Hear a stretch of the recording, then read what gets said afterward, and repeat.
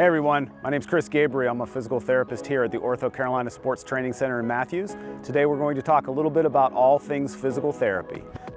When you have an injury or some pain, physical therapy might not always be your first option. You know, it's easy to take pain medicine, maybe hope things go away on their own, but physical therapy can be a really great option that doesn't involve surgery, that doesn't involve medications that have a lot of different side effects. So we want to give you a little sneak peek of what we do here and how we evaluate and care for our patients. Really, the great thing about working at OrthoCarolina is we know all your doctors personally, we have access to their notes, and we can reach out to them at any time. So we already have a little bit of information about you before you even come in.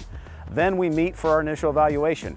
We try to develop a personal relationship with you and your family, and we really don't want to have a cookie cutter approach. We really want to personalize your care exactly based on you, your diagnosis, and most importantly, your goals. We can communicate back and forth with your doctors if there's any questions or issues, and we really encourage you to communicate with us the whole way through your treatment plan so that we can develop a personalized care program that's going to fit your needs. We're going to work on some drills with my friend Hayden here today. He's about 9 months out from ACL reconstruction, getting ready to get back on the field. We're going to look at how he changes direction, front to back, side to side, doing some different T drills, and just seeing how he moves, and also some ball reactions with a football. We'll also look at change of direction as well as landing, how you jump and land. We're going to look at how the knees move and making sure he's moving properly and safely before we allow him to go back to the football field.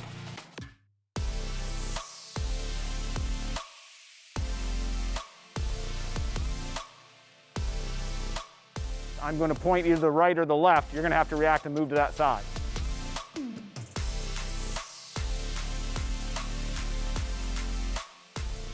So I'm going to have him backpedaling. We'll be chucking the ball to him, make him react to it, making sure he's maintaining good cutting mechanics while he does that.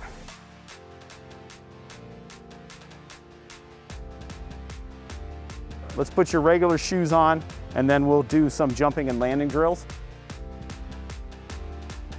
So what I'm looking for is just how symmetrical he lands on one side versus the other side. A lot of times you'll see him land really stiff and hard on their surgery leg.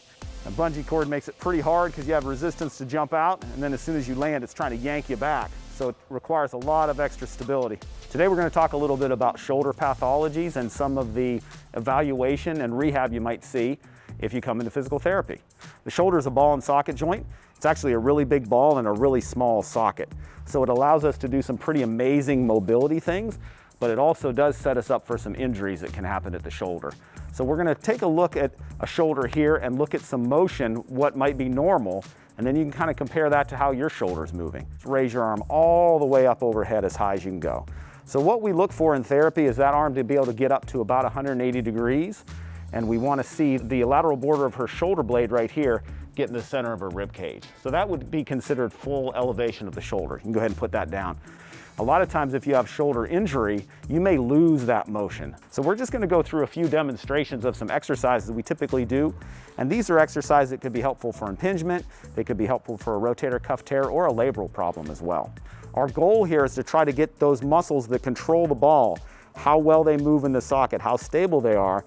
We're trying to get them stronger and more conditioned so that they can stabilize how that shoulder moves. All right, so we are going to talk about some basic things you could expect after shoulder surgery.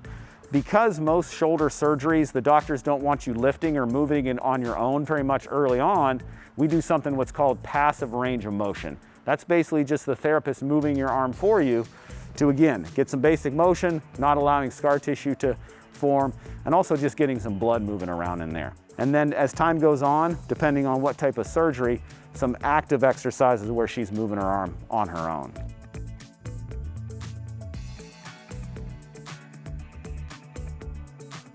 All right, guys, if you're interested in anything you saw today or have any questions or issues or any pain things that have been hanging around that you might want to be addressing, check us out at OrthoCarolina.com. Get in to see one of our doctors. We'd love to meet you and get to know you and see what we can do to get you back on the road of life.